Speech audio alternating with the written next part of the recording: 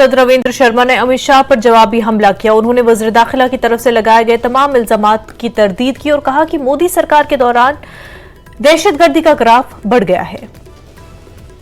उनकी बौखलाहट और डर दिखाता है। जब जब वो आते हैं उन सहयोगियों को कोसते हैं जो कल तक उनके सहयोगी रहे, सत्ता में रहे, और उन पे प्रेशर खड़ा करते हैं।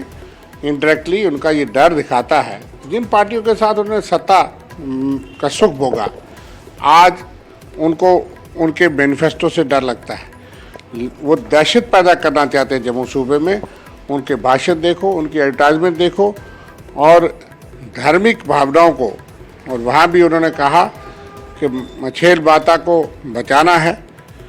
तो इस तरह की बातें करके वो वोट मांगना चाहते हैं। लेकिन ज़रा अपना रिकॉर्ड तो बताएं। आज तक के इतिहास में 2013 में सबसे कम अटैक हुए हैं, और नॉर्मैलिटी का रिकॉर्ड जो है वो इनके दौर में। मैं पिछले 100 दिन का आपको रिकॉर्ड बताता हूँ। अमित शाह जी जहाँ आए हैं, ये जवाब तो दे के जाएँ।